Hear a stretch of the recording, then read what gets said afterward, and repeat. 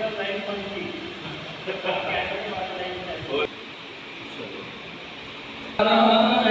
वासुदेव गोविंद हरे मुरारी हे नाथ नारायण वासुदेव। श्री कृष्ण गोविंद हरे मुरारी हे नाथ नारायण वासुदेव। जय श्री कृष्ण। तो आज हम अध्याय 6 को प्रारंभ करेंगे। इस अध्याय का नाम है आत्म संयम योग। अभी हम लोगों ने 3, 4, 5 जो ज्ञान कर्म संन्यास योग, कर्म संन्यास योग हम सब सुनते हुए आए, चिंतन करते हुए आए, चर्चा करते हुए आए। ये है, इसमें कुल मिला के 47 श्लोक। तो हम इसको 3 भागों में बांटेंगे। पहले 17 श्लोक तक हम जाएंगे आज। उसके बाद में 15-15 श्लोक के 2 हिस्से करेंगे। तो 17 हाँ, पहले से लेके 17 तक जाएंगे और फिर 30 बचेंगे, तो उसको 15-15 में बांट देंगे। तो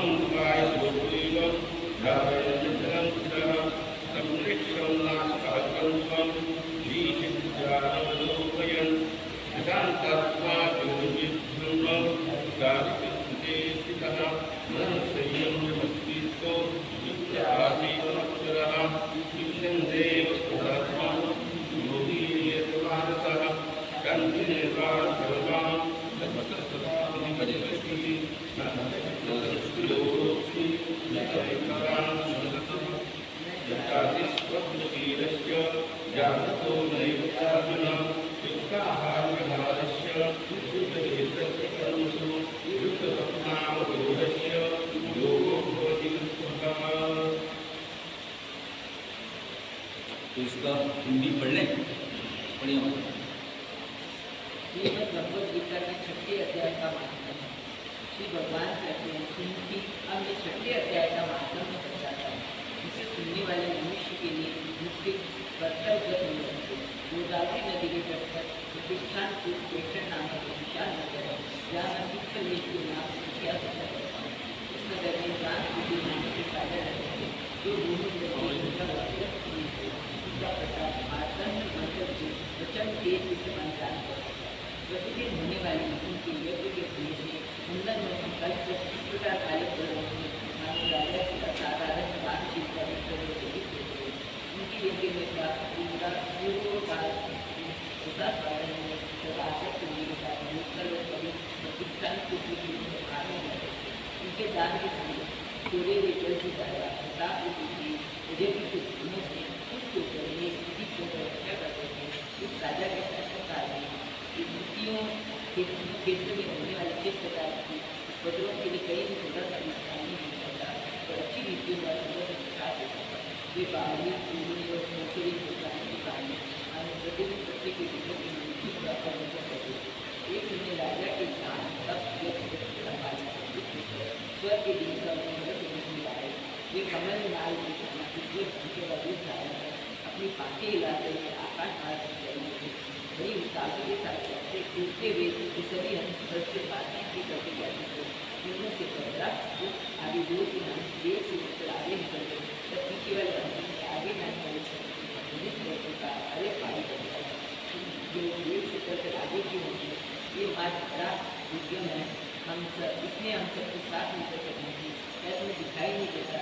ये सामने मुझे महाराज दान किसी का एक स्पष्ट रूप से प्रकाशमान होता है। उस तेज से भस्म होने का सावधान होकर पीछे करना है।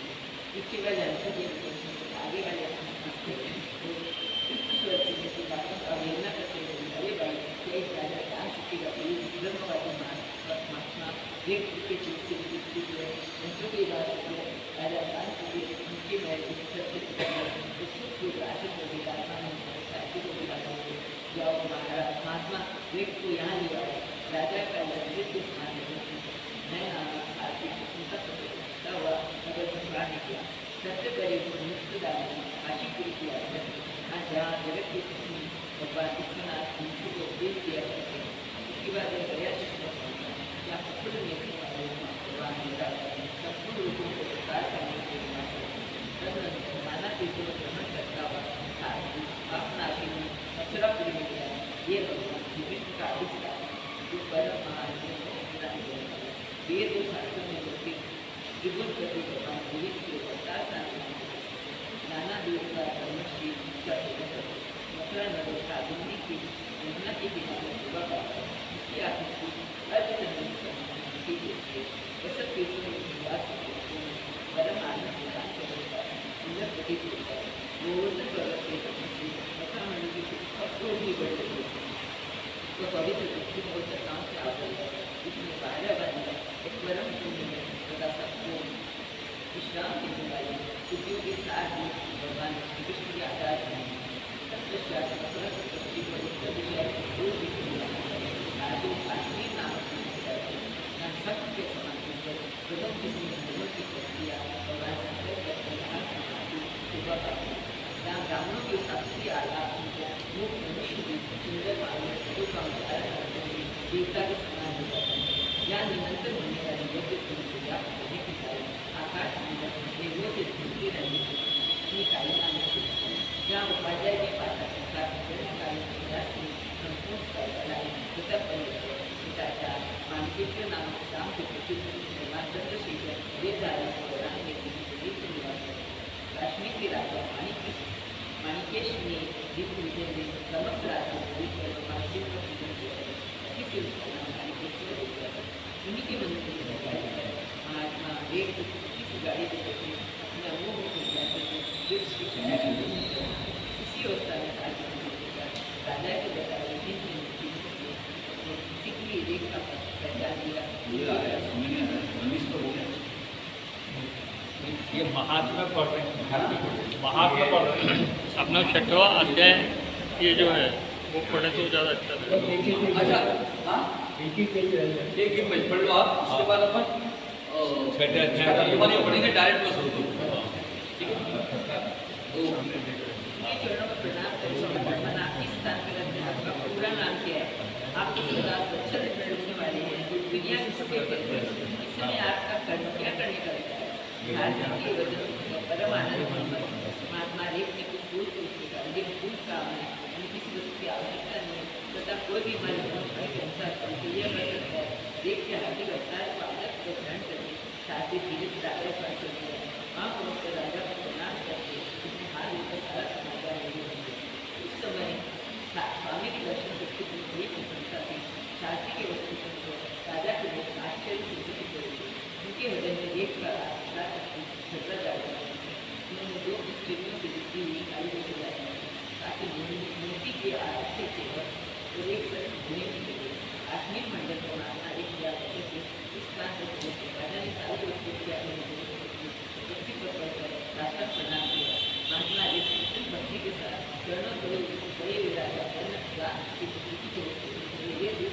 देश कुछ आ जाएगा तो मेरा नुकसान नहीं जानता, मैं ट्रेनों से बिल्कुल ऊँची गाड़ी लेता, ये बस बिल्कुल की हाल नहीं देने वाले कारण ये स्वयं ही राजा के कदे राजा की मुख्य तब राजा ने कहा कि उनको मानना पूरे जीवन तो शक्ति पूर्वक भगवान आपके अद्भुत माध्यम कैसे आए ठीक करते हैं। एक की बात राजा प्रतिदिन गीता के सत्य जाएगा जब करता हूँ इससे मेरी बात गीताओं के लिए इतना पूरी मानना गीता के सत्य जाएगा प्रयास किया इसी में मोक्ष की प्रार्थना ये इधर रेत की भगवान मान की गीता के सत्य जाएगा हंस का रूप धारण करके प्रदान देने की आई गीता में विस्तृत जो एक ही अध्याय का दास करता है वो भी भगवान विष्णु के स्वरूप का नहीं की सकती। ठीक, चलो हम लोग अपने इसके साथ चलते हैं श्लोक के साथ में। अनाश्रित कर्म फलम कार्यम कर्म करोति यो सन्यासी के योगी न निरागनीय अनुच आप्रिय। इसके साथ दूसरा श्लोक हम पढ़ लेंगे। यम संन्यासम इति प्राहुर योगम तम विद्धि पांडव न यह संन्यास संकल्पो योगी भवति कश्चन। इसका अर्थ है कि सन्यासी को और योगी को, क्योंकि पिछले अध्यायों में भगवान कहते हैं कि तू योगी बन, कर्म को संकल्पों को त्याग कर, ताकि ये स्थितप्रज्ञ की जो व्याख्या बताई है वो स्थितप्रज्ञ की व्याख्या और ब्रह्म के साथ में तू कैसे मिलेगा, परमात्मा के साथ में कैसे मिलेगा, इसको बताते हैं भगवान। तो भगवान के मन में यह प्रश्न उठता है कि कहीं इसके मन में फिर संन्यास का भाव, त्याग का भाव निर्माण हो जाएगा, तो जिसके लिए मैं इतना कह रहा हूँ उसका फल नहीं मिलेगा करके भगवान यहाँ कह देते हैं कि सन्यासी कौन भाई, तेरे मन में सन्यास की भावना, मैं सन्यासी कह रहा हूँ, तो सन्यासी कौन, तो वो सन्यासी सन्यासी मतलब सबको वो कहते हैं सन्यासी योगी न निरागनीय आत्मीय, वो सन्यासी नहीं जो केवल यज्ञ होम हवन करता है पूरे समय तक, और वो सन्यासी नहीं जो कुछ नहीं करता, न च अक्रिय, जो कोई क्रियाहीन व्यक्ति है वो भी सन्यासी और योगी नहीं है। तो कौन सन्यासी है, तो वो सन्यासी जो अनाश्रित कर्म फलम कार्यम कर्म करोति है। या दो शब्द है, कार्य और कर्म। कार्य मतलब जो मुझे कुछ प्राप्त करने के लिए जो करने पड़ते हैं, जो हम लोग समाज में घूमते हुए जो बहुत सारे काम करते हैं वह पाने के लिए वो कार्य। कर्म मतलब जो मैं अपने लिए कुछ करता हूँ मेरे स्वयं से, वो कर्म। जैसे अपने शरीर के लिए जो मैं करता हूँ वो सब कर्म विनंदन। तो ये सारे कार्य और कर्म से करने समय जो उसके कर्म फल के साथ में अनाश्रित मतलब अनासक्त रहता है वह सन्यासी। और यम संन्यासम इति प्राहुर योगम तम विद्धि पांडव न संन्यास्त संकल्प योगी भवति।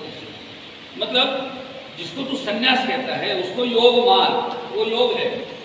सब छोड़ छाड़ के चले जाना सन्यास नहीं है। कल पढ़ रहा था तो अचानक एक गीत कहीं वो इसमें आ रहा था, उसमें आकाशवाणी कुछ हुआ कहीं याद है, और अचानक मुझे ये याद आ गया। और आप लोगों को याद दिलाता हूँ, आप सब लोगों ने एक बहुत पुरानी फिल्म आई थी चित्रलेखा, किसी को याद है कि नहीं मालूम नहीं, वो चित्रलेखा नाम की फिल्म आई थी और उसका एक बहुत फेमस गाना था, मन रे तू का है वो निर्मोह, वो एक गीत होता। और उसका एक दूसरा गीत है, संसार से भागे फिरते हो, वो एक गाना है, बड़ा अच्छा गाना है। उसमें 3 लोग काम करते हैं। एक सुनील दत्त है जो चंद्रगुप्त मौर्य का अमात्य रहता है, विजयगुप्त उसका रोल करता है, और अशोक कुमार जो रोल करता है वो कुमारगिरी करके एक सन्यासी का रोल है उसका। और ये वैजयंती महाराज शायद मुझे याद नहीं था, तो उसमें वो नगर वधू का रोल करती है। बड़ा अच्छी फिल्म है वो। और भगवती चरण वर्मा जी की बड़ी लोक मुझे कालजयी कादम्बरी है, ये उपन्यास है और उसके ऊपर ये फिल्म बनी है। उसमें ये कुमारगिरी जो है उसके चातुर्मास के समय में उसके गुरु जो है वो उसको ये वारांगना के यहाँ पे नगर वधु के यहाँ भेजते हैं संयम की, संन्यास की परीक्षा लेने के लिए। जैसे महात्मा गांधी ने भी आधुनिक काल में किया हुआ है, वो अपने अंदर के संयम को जांचने के लिए उन्होंने भी कई प्रयोग किए जो उनके सत्य के प्रयोग नाम की किताब में लिखे हुए हैं। तो ये बड़ा क्रोध में रहता है कुमारगिरी, चातुर्मास के लिए मुझे अच्छा बड़ा अच्छा तरुणाई में होता है, सब सर्वोपभोग जो है वो छोड़कर सर्व सुखों को त्याग कर उसने तरुणाई में ही संन्यास पा लिया हुआ था, तो उसका गुरु उसको भेज देता तो वहाँ जाता है। लेकिन वहाँ रहते रहते वो उसके सौंदर्य से अभिभूत होकर वो अपने सारे संन्यास्त कर्म को छोड़ देता है और वो स्खलित हो जाता है, अधपतित हो जाता है। और वैसे उसका प्रेमी जो रहता है वो बीजगुप्त रहता है, लेकिन वह संसार में रह के भी निर्लेप रहता है।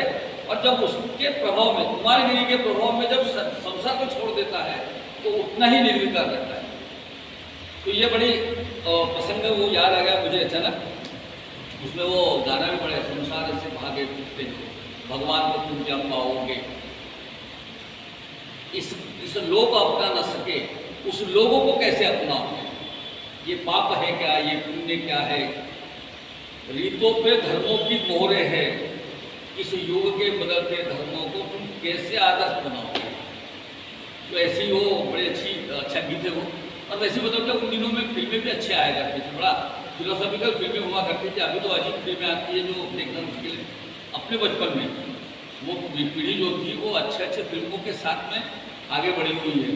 जैसे आपको बताऊँ कि गाइड नाम की फिल्म थी, सबने आपने देखी, वो गाइड फिल्म को पहले का भाग छोड़ दो, लेकिन आखिरी का देवानंद का जो सोलो है अकेला उस मंदिर में, उसका आत्मा उससे बात करता है, वो मरने की स्थिति में रहता है, उसका आत्मा बाहर निकलता है।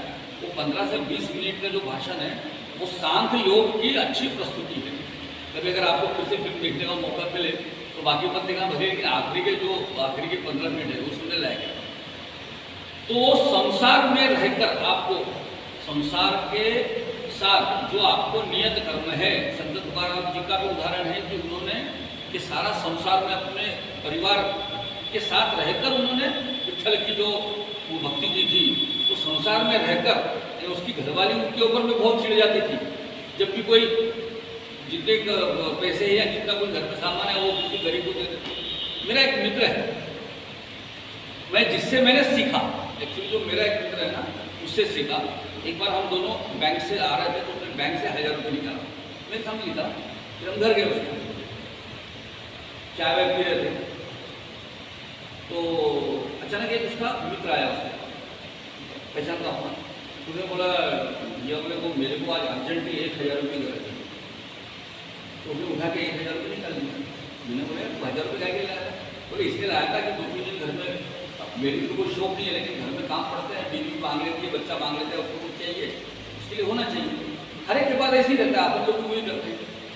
लेकिन जैसे ही मैंने बोला वो दोस्त आया उसने तुझे दे दिया, तूने सोचा नहीं, सोचना क्या है कि मेरे जेब में 1000 रुपया है और मेरे को मांगने के लिए मेरा दोस्त आया, उसको 1000 रुपये की आवश्यकता है। तो मैंने यह सोचा कि जो 1000 रुपये मैंने घर के लिए निकाला था वो शायद परमात्मा ने इसके लिए निकालने के लिए कहा था, मुझे इसकी आवश्यकता है तो मुझे निकालने की बुद्धि दी और इसे मुझे मांगने की बुद्धि दी। तो पैसे तो है नहीं, पैसे तो मेरे है नहीं, वो इसके थे, परमात्मा ने कहा कि इसके है, इसको दे दे, मैंने दे दिया। अब मुझे जब आवश्यकता पड़ेगी, घर में कोई मांगेगा या कुछ लगेगा तो शायद परमात्मा उसकी भी व्यवस्था कर लेगा। यानी वो दिन है, वो दिन में उसके इस भावना के कारण मुझे ये सब मेरे अंदर में परिवर्तन हुआ कि आदमी कितना सहजता से, निर्विकार निर्लय भाव से, निष्क्रिय भाव से जीवन जी सकता है। बड़ा अच्छा उसका जीवन गया। तो यह भाव जो है वो संसार में रहते हुए रहे, अनासक्त भाव, ये तो बड़ा मुश्किल जाता है। छोटी चीज़ का भाव अपने मन में स्वार्थ का रहता है, सामने से कोई चीज़ चाहिए वो रहता है, मैं अपनी चीज़ क्यों दूँ, मेरे जेब में है, तो उसको क्यों इतने तो पैसे मेरे पास, ये भी आ सकता था, लेकिन ऐसा नहीं आया। तो वो जो विषय है कि वो ऐसा संकल्प जो है, ऐसा संन्यस्त भाव जो है, ऐसा संयम का भाव जो है, उसे हम योगी कहेंगे, उसे हम सन्यासी कहेंगे। और ऐसे चिंतनशील और मननशील व्यक्ति का जो है वह योगारूढ़ हो जाता है। आरोक्षण मुनि योगम कर्म कारण उच्यते, योगारूढ़ तस्यैव शम कारणम उच्यते। अब ये शम बड़ा शब्द है, आपने दम और शम शब्द सुना होगा, शम दम। तो दम क्या है और शम क्या है, शम क्या है, ये हम लोग समझ लें। कोई भी चीज जबरदस्ती अगर आपको करने के लिए कोई प्रेरित करे तो आप उससे रिएक्शन में आ सकते हो, जबरदस्ती कोई। अचानक मुझे एक और कथा याद आ गई, उस किताब में एक जमींदार था। वो जमींदार 5-10 गाँव का जमींदार थे उसी, तो लोग उसको बड़े सम्मान से देखते थे, आदर करते थे, अदब से पेश आते थे, उसको मिल नमस्कार के पाँव होते थे। लेकिन उसके इस जमींदारी के वजह से 10-20 गाँव की जमींदारी थी, तो उसका जो बेटा था वो बड़ा उद्दंड हो। और ऐसा होता है कि जो आदमी पैसे कमाता है सब तरीके से, उसको पैसे कमाने का कष्ट मालूम रहता है, लेकिन उसके बच्चों को कष्ट मालूम हो जरूर नहीं रहता। तो बहुत ही कम और विरले घर ऐसे होते हैं जिसमें बाप जी ने पैसे कमाए हुए हैं, उसको बेटा भी समझता है कि ये बड़े श्रम के साथ आया हुआ पैसा है, उसकी इज्जत करता है। लेकिन अमूमन बहुत सारे घर मैंने देखे, जिसके घर में पैसे होते हैं वो बड़े ये हो जाते हैं, मतलब उसके बच्चे जुआरी बनते हैं, दारू पैसे। अब आप और हम देख रहे हैं संसार के अंदर। तो वो जो था जमींदार, उसका बेटा बड़ा उद्दंड था, बड़ा क्रोधी था, अहंकार भी था, तो अहंकार से क्रोध तो होना था। क्रोधा धोती समूह ये होता ही है, किसी को भी मार देता था, झापड़ मार देता था, किसी को लट से मार देता था।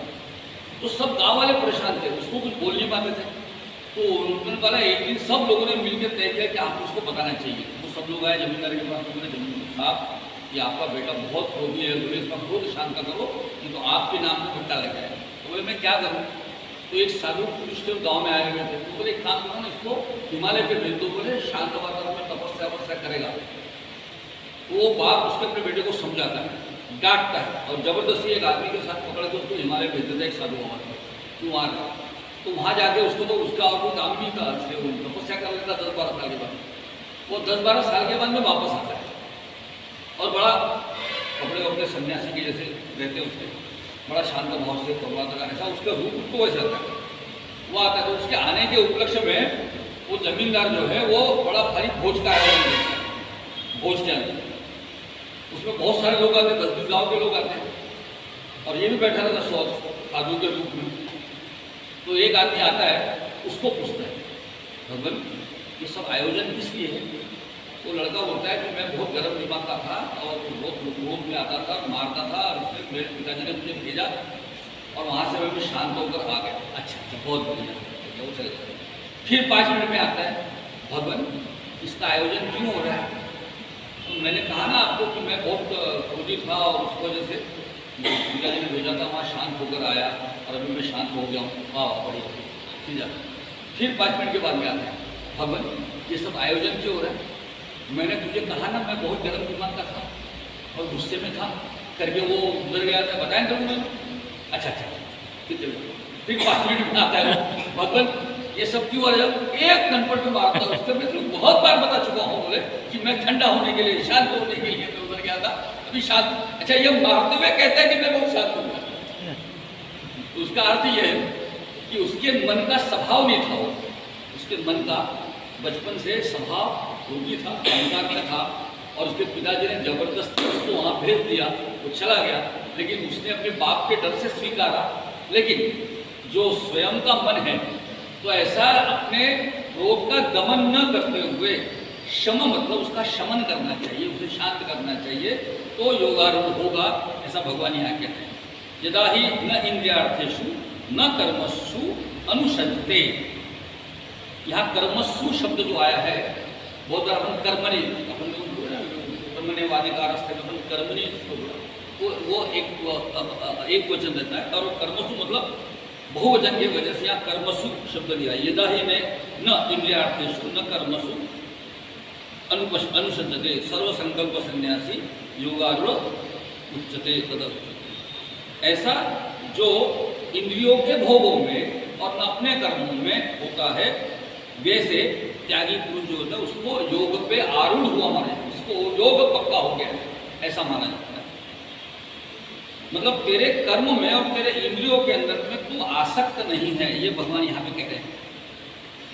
और आगे कहते हैं कि ऐसा क्यों है, इसका कारण है कि उद्धरेत आत्मान आत्मान न आत्मान अवसादते आत्मा व आत्मनो बंधु आत्मेव रिपु आत्मना। हाँ, मतलब इसमें समझ ले कि कोई तुझे बाहर से आकर मदद नहीं करेगा, कोई उसे तुझे समझाएगा नहीं कि तू ऐसा कर। मैं भी तुझे नहीं समझा रहा हूं, क्योंकि तू ये समझ ले कि तेरा आत्मा जो है वो स्वयं का ही कल्याण कर सकता है और तेरा आत्मा ही स्वयं को अवसाद में ला सकता है, क्योंकि ये आत्मा व आत्मा, ये आत्मा ही आत्मा का बंधु भी है और शत्रु भी है। तो इसलिए अपने आप को अधोगति में नहीं डालना है। उसके बाद का श्लोक भी उसी के साथ जोड़कर है कि बंधु आत्मा मंतस्य एन आत्मैव आत्मना जित अनात्मन अस्तु शत्रुत्वे वर्तते आत्मैव शत्रुत। तो ऐसा जो जित है, जित जिसमें इस तरह से मन इंद्रियों के साथ में तो अपने आप को जिसने जीता है, वह अपने आप ही अपने शत्रु के सदृश शत्रुता में वर्तता है। मतलब अपने जो शत्रु है मन के स्वभाव में, ऐसा ये जीता हुआ, अपने इंद्रियों को जीता हुआ आदमी है, अपने इन शत्रुओं के साथ में खुद ही लड़ेगा करके आप जो है अपने आप का उद्धार आप करो। और ऐसा है जितात्मन प्रशांत से परमात्मा समाहित शीतेष्णु सुख दुखेषु तथा मानात्मान। तो इसमें शीतोष्ण जो शीत उष्ण जो है इसको सुख और दुख, यानी अपने परिस्थितियों के बारे में परस्पर विरोधी जो स्थितियां रहती है अपने जीवन में, उसके साथ उसका ये उन्होंने उल्लेख किया कि मान अपमान, शीत उष्ण, सुख दुख, ये आगे भी आएगा। ये विषय जब 12वें अध्याय में जाएंगे तो वहाँ भी ये विषय आएगा कि ऐसा जो इन सब के साथ समत्व भाव से इनको जीत लेता है, उसके अंदर में परमात्मा समाहित रहते हैं। तो परमात्मा तो अलग नहीं है, तेरे अंदर में जो आत्म तत्व है वो आत्म तत्व में ही परमात्मा का अंश प्रकट होता है और परमात्मा के साथ समाहित वो हो जाता है। और तेरा जो ज्ञान है वो ज्ञान इस तरह से उच्च कोटि का होता है कि तुम्हें अपने अंदर में ही परमात्मा की अनुभूति होगी। और जिसके अंदर में जिसकी इंद्रिया जो है उसमें ज्ञान विज्ञान तुष्टात्मा पुरुषो इंद्रिय युक्त उच्चते योगी सम रोष्टाश्म कांचनम, यानी ऐसे जिसका ज्ञान अविज्ञान। अब समझ लो कि ज्ञान और विज्ञान, ज्ञान वो अपन पढ़ते हैं, अपने बच्चों को बताया जाता है कि तो स्कूल में जाता है तो ज्ञान ले, लेकिन जो बच्चों को पढ़ाया जाता है, जो हम सब लोगों ने पढ़ा हुआ है, जो हम पढ़ते हैं जानते हैं, वह विज्ञान है। लेकिन जिस दिन हमने अपने आत्मा को जाना, अपने अंदर के आत्मा को जाना, पहचाना, फिर जाना, तो पहचानने का मार्ग है विज्ञान। इससे लोग आपका इसका पहचान कर देंगे, गुरु भी आपको उसको पहचानने की व्यवस्था बना देंगे। लेकिन जिस दिन आप उसे अनुभव कर सको, वो उस दिन आप ज्ञान को प्राप्त होंगे। इसलिए ज्ञान उसे कहते हैं। और फिर इस तरह से जो सारे इंद्रियों को जीत लेता है, ऐसा जो आदमी है उसके लिए मिट्टी पत्थर स्वर्ण समान है। एक बड़े नवाब की कहानी है, वो अपने घर में तो बताया जाता है कि एक आदमी बहुत सारा जो है धन योगी है, वो तो उसको बोलते बुला के लाते। तो आदमी जाता है, वो अपने अवलिया रहता है, वो अपने यहाँ पड़ा है। बोले कौन राजा, मुझे क्या मालूम। राजा को गुस्सा आ जाता है, खुद आ जाता है। तो राजा उसको सारे बोले मेरे साथ चल, मुझे तेरा ज्ञान चाहिए। बोले मैं झोपड़े में खुश हूँ, कि मैं तुझे देता हूँ ना, ये देखो ये बड़ा वो सोने की मोहरे उन्हें उसके हाथ में देता है, तो वो उठा के क्या है, वो पत्थर का ढेर लगा रहता है, और कोई आदमी वो घर बनाता है, वो पत्थर उसको बना रहा था, तो उठा के सोने की मोहरे जो उठा के उसको फेंक देता है। बोले ये इसके काम में आ जाएंगे, इसके इनके चूल्हे गारे में काम में आ जाएंगे उसके लिए।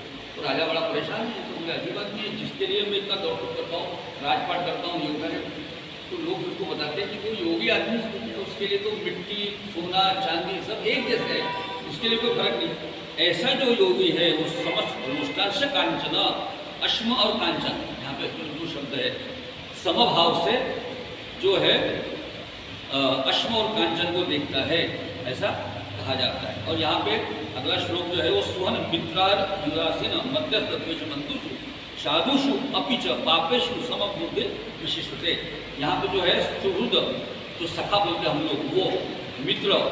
अब ये वैरी शब्द आपको समझेगा कि ये श्लोक में वैरी तो शब्द दिखा रही है, तो यहाँ पे सुहन मित्र के बीच में जो र है तो वो अरि शब्द है उसके अंदर। अरि तो ई और यू का जो संयोग हुआ उससे यह बना, तो अरि शब्द है वहाँ पे। तो ऐसा जो है ये सब लोगों में जो समत्व भाव रखता है वह समबुद्धि। तो यहाँ पे आगे भी एकाकी यत् चित्तात्मा निराशीय अपरिग्रह। अपरिग्रह मतलब जो किसी भी जन का संग्रह नहीं करता। अब ऐसा है कि हम अपने जीवन में रहते हैं तो हमारे उम्मीद भी है, ये उस काल में बताया भगवान ने कि ऐसा जो व्यक्ति है एकाकी यत् चित्तात्मा, एकाकी मतलब एकांत भाव में आत्मा को निरंतर, लेकिन हम सब लोग अपने जीवन में इससे बहुत दूर है। अब देखिए ना, आपको बताता हूँ, आप बहुत मॉर्निंग वॉक करने के लिए बहुत लोगों को चाहते हुए देखते हैं, मुझे उनको देखकर इस बात का बड़ा आश्चर्य होता है। मैं और मुझे सब कुछ चाहते थे, वो सब 2, 4, 5 किलोमीटर चलते हैं सारा ग्रुप बना के, लेकिन वो ग्रुप के अंदर में चलते हुए भी सतत आपस में बात करते रहते हैं। मैं 1-2 लोगों को बोला, यार आप लोग बगैर कुछ बोले ये 4-5 किलोमीटर जाते तो आप जा नहीं सकते क्या? मतलब प्रश्न ऐसा है कि जो, क्योंकि ये बोलना भी एक एनर्जी को खत्म करने वाली बात है, यानी मौन के अंदर में एनर्जी है, जो हमको शक्ति प्राप्त मिलती है वो मौन में मिलती है। इसलिए मौन हमको बताया जाता है, मेडिटेशन हमको बताया जाता है मौन के लिए। तो ये 4-5-6 किलोमीटर हम घूमने जाते हैं और वहाँ से बात करते करते करते करते मैं तो थक जाता हूँ। एक बार मैं पीछे, मैं और मिसेस हम लोग जा रहे थे, सामने 6-7 लोग चल रहे थे, तो उनकी स्पीड हमारी स्पीड सही की थी, तो वो स्पीड में भी सारे लोग आपस में जो बातें कर रहे थे ना, तो सारे जमाने भर की, इसको बोलते हैं ना बुराइयाँ, तो सारे लोग मिलके जो उनके बीच में नहीं है उनकी बुराइयों में सारे लोग लिप्त थे। तो मैंने उनको एक आदमी जो पीछे रह गया, तो मैंने बोला यार एक काम करो, तुम ये रास्ते में चलते चलते प्रयास करो कि न बोले, साथ बोले संतोष लोग गए, सबको बातें करो, सबको, यानी उसमें एक बुढ़ऊ था, वो अपने बहू की और अपने बेटे की भी वहाँ वो दुर्गति कर रहा था, तो मैंने उसको भी रोका। मैंने बोला यार जो कुछ भी बोलना अपने बेटे को डायरेक्ट बोल दिया कर, बहू को बोल दिया कर, वहाँ तो कुछ बोलता नहीं होगा, मैं सुबह चाय पीती उसको पूछ लेता हूँ भाई, लेकिन यहाँ तो तू खूब गड़बड़ करता है। तो मैंने उनको समझाने का प्रयत्न किया, लेकिन अब क्या है, 1-2 को मैं समझा पाऊंगा, लेकिन मुझे बड़ा आश्चर्य लगता है कि वो पूरा समय जो है घूमने का, क्या हम बगैर बोले चल नहीं सकते? वहाँ भी तो एकांत तो वहाँ भी चाहिए, ये भी नहीं है।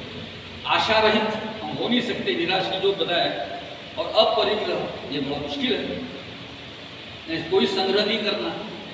हम अपने परिवार में रहते हैं तो ये तो हो ही सकता है, लेकिन अगर हम लोग प्रयास करें, अपने घर में हम लोग खरीद लेते हैं।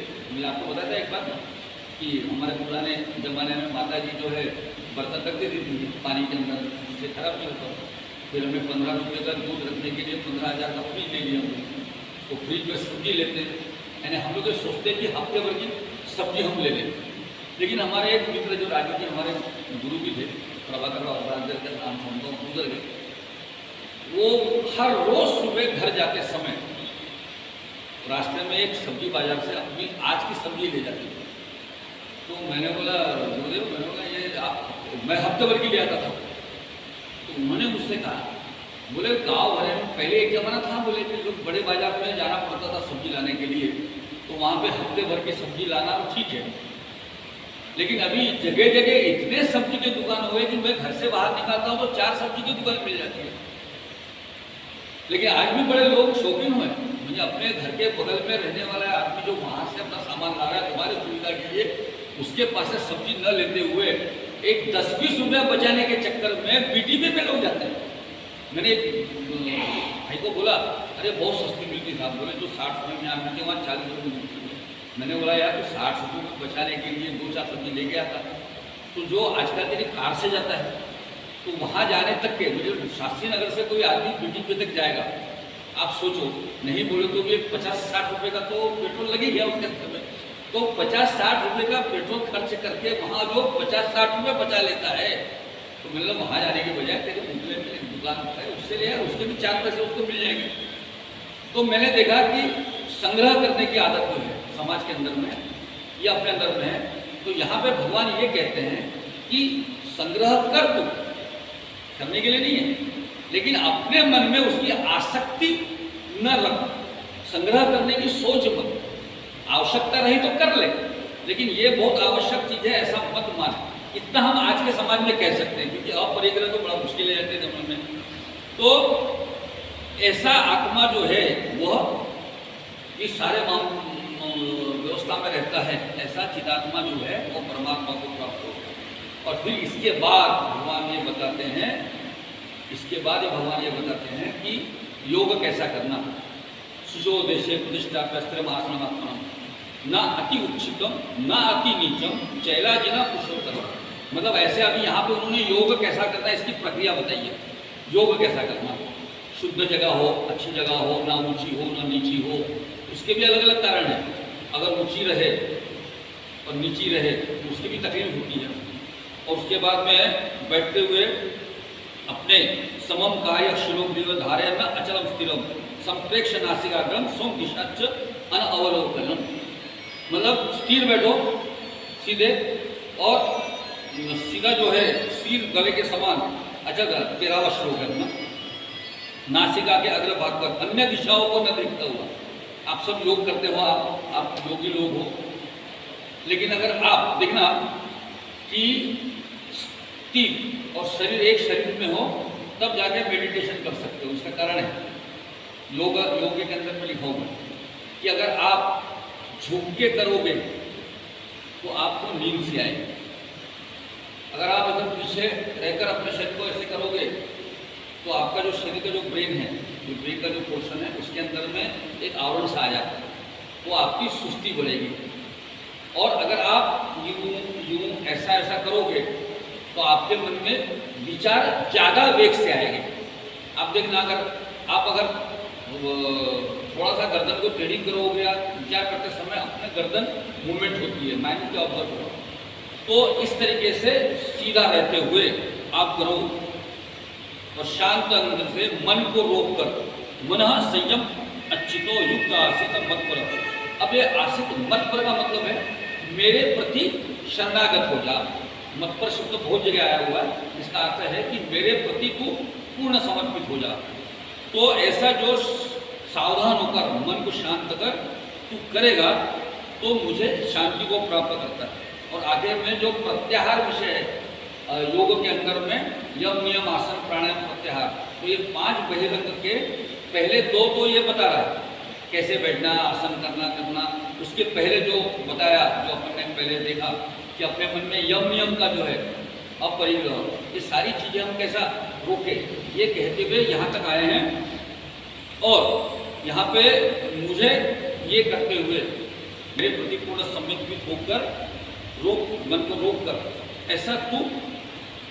उसके आगे प्रत्याहार का विषय है जो 16वें श्लोक में ना, ये जो शब्द है ना ते शत्रु योगोस्ति, इसमें 4 शब्द है।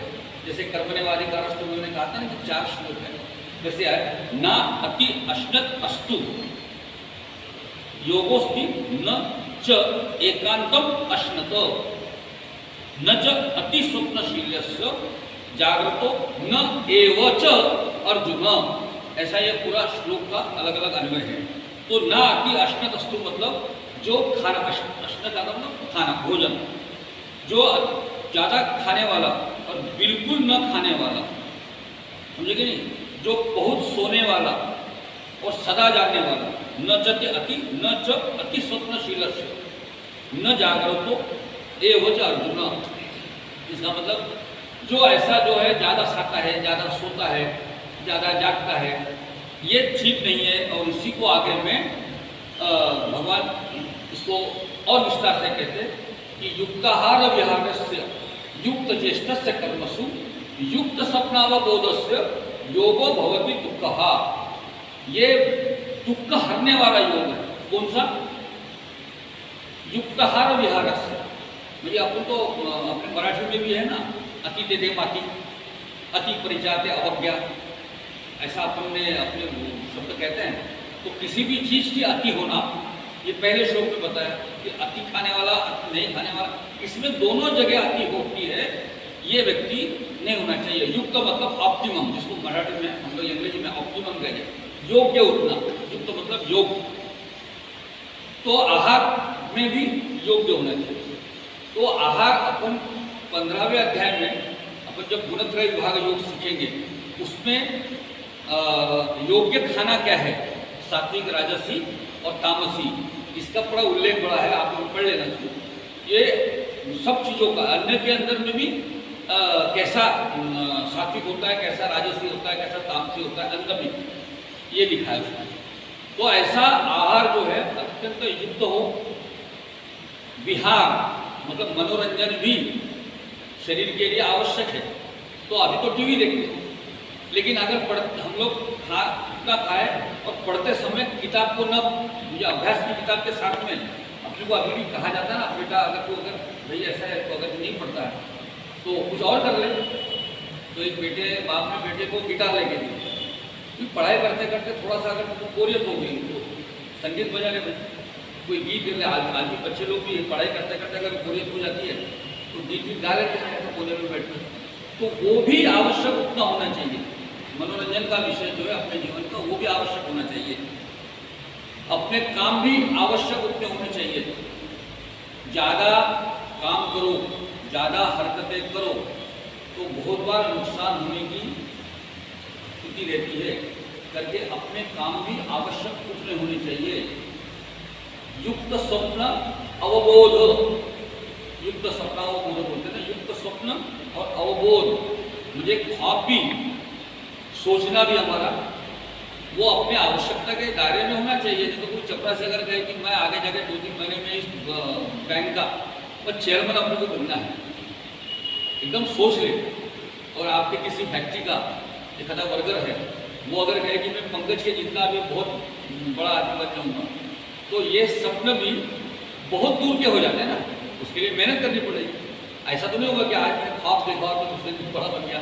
तो उसके अंदर में भी आप सपने भी बड़े युक्त होने चाहिए, योग्य उतने होने चाहिए।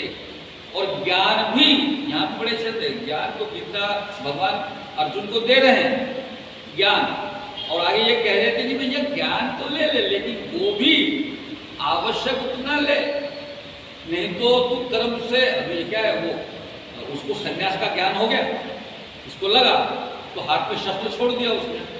तो ये अपने बांधवों को मारने का जो ख्याल उसके मन में आया, ये जो अवबोध उसके मन में आया, ये भी गड़बड़ वाला था ना। करके तो अर्जुन को, भगवान को इतनी सारी चीजें बतानी पड़ रही है।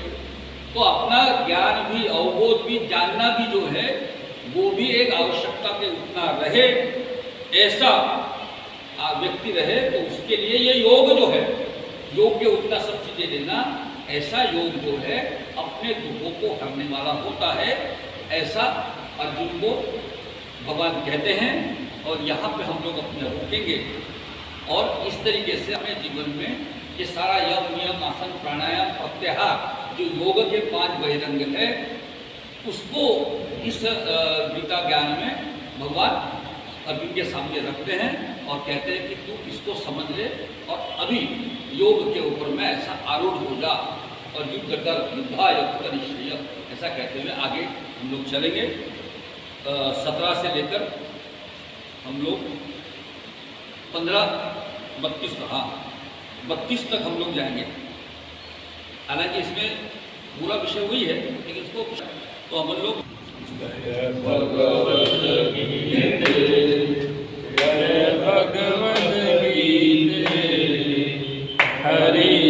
कमल विहारिणी हरिय कमल विहारिणी सुंदर सुपनीते जय भगवत गीते कर्म सुमर्म प्रकाशिनी कामासक्ति हरा कामासक्ति हरा कर्म ज्ञान विकासिनी कर्म ज्ञान विकासिनी विद्या ब्रह्म परा जय भगवत गीते निश्चल भक्ति विधायिनी निर्मल मलहारी निर्मल मलहारी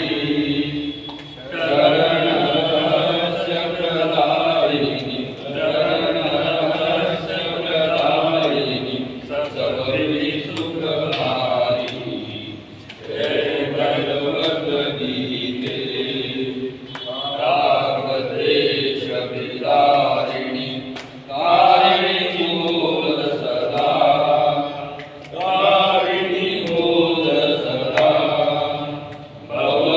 भवभयहारिणी तारिणी भवभयहारिणी तारिणी परमानंद प्रदा जय भगवत गीते आसुर भाव विनाशिनी नाशिनी कमलजनी नाशिनी कमलजनी दैवी सर्वगुणदायिनी दैवी सर्वगुणदायिनी हरिरसिका सजनी जय भगवत गीते समता त्याग सिधावणी हरिमुख की वाणी हरिमुख की वाणी सकल शास्त्र की स्वामिनी सकल शास्त्र की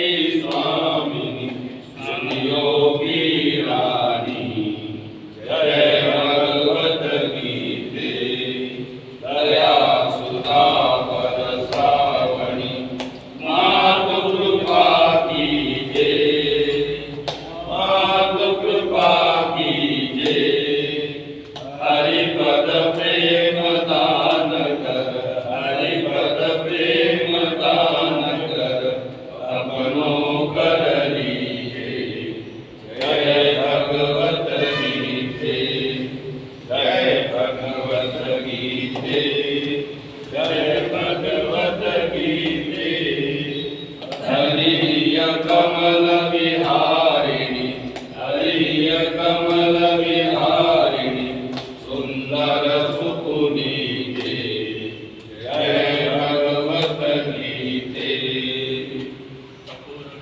करुणावतारं संसारतारं प्रियंधारं श्रावणं भवं भवानी जयं नमामि कालकाय कपालमालाय कुशेलाय दिगंबराय दिगंबराय नमः शिवाय नमः शिवाय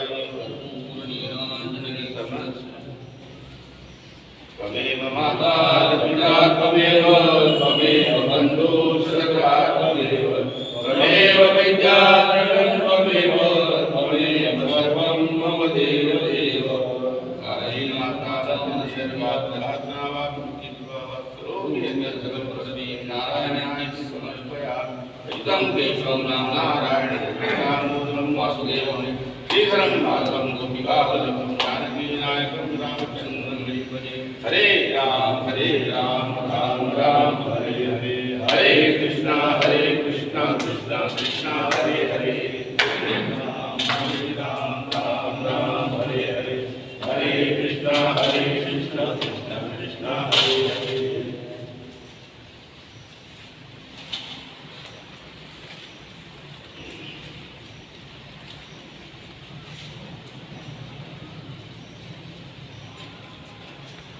प्रवास हमारी चप्पल बदल गई है हमारी चप्पल बदल गई है अच्छा अच्छा अच्छा